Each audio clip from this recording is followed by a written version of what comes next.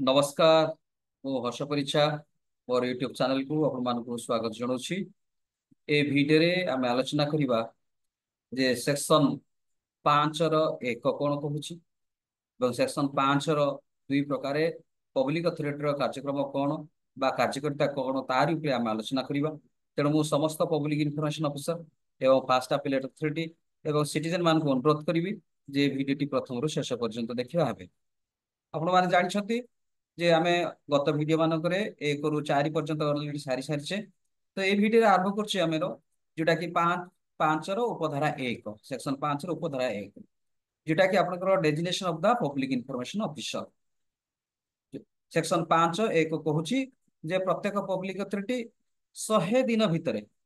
Act तो कहला आपनकर एनाक्टमेंट हेबार 120 दिन भितरे जो सब सेक्शन 1 रे अछि ताकू सब इंप्लीमेंट करा गला।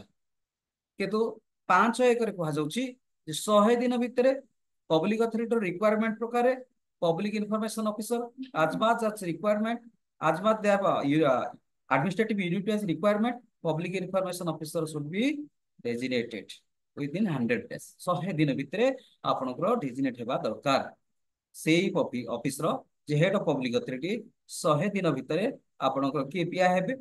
आउ यूनिट वाइज जो दरकार अछि सेक्शन पीआईओ बा आपनकर यूनिट वाइज एडमिनिस्ट्रेटिव पीआईओ से मान को डेजिग्नेट करिवे 100 दिन भितरे। एवं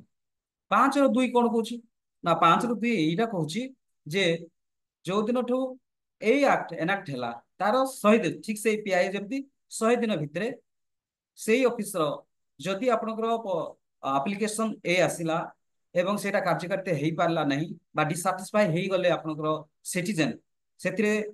डिसएग्री हेई गला सिटीजन बा उत्तर रे से संतोषजनक हेले नाही ताहले से अपील करिवे सेक्शन 19 सब सेक्शन 1 प्रकार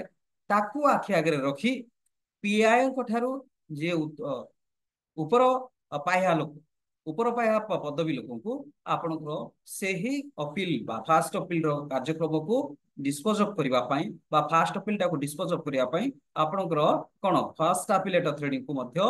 से 100 दिन भितरे आपनकर डेजिग्नेट करिवा विधेय अर्थात 1 2 आपनकर पब्लिक इन्फॉर्मेशन ऑफिसर एवं फास्ट अपीलेट अथॉरिटी को आपनकर डेजिग्नेट करिवे आज जो मात्रा रे पब्लिक अथॉरिटी रिक्वायर से अनुसार जो भाव रे जो ढंग रे जो आकार जो प्रणाली रे आपनकर पब्लिक अथॉरिटी पई दरकार एवं इन्फॉर्मेशन सीधा सड़क देई हबो बा सहद साध्य रे आपनकर इन्फॉर्मेशन प्रदान करी हबो सिटीजन मानको बा कार्य आरटीए रो समस्त तथ्यवली को रूपायन करिया पई कार्यकर्ता करे पई पीआई मान public information officer fast appellate authority को आपनकर 100 दिन भितरे डेजिग्नेट करिवे। एइटा होची धारा 5 रो 1 एवं धारा 5 रो 2 एठी तो लेखा अछि आपन मानकर ऊपरे एटा अछि आपन मानकर धारा 4 2 3 4 सेटा पुराना लेखा सेटा प्रति गुरुत्व देबे नाही केवल आपनकर ए जो 5 तळे सब्जेक्ट मैटर जो दिया हैछि 4 1 एवं 5 1 एवं 5 2 रो विषय वस्तु पर आपण माने ध्यान देबे देबे आमे सिटीजन हिसाब रे एई समस्त तथ्य आमे कोन एई प्रकारे आमे पब्लिक इन्फॉर्मेशन ऑफिसर चयन होची बा फास्ट अपीलेट अथॉरिटी को आपनकर डेजिग्नेट होची एटा हमकु जानिबा को पड़िबो। वीडियो टी देखितबा हेतु आपण मानको धन्यवाद दोछि एवं मो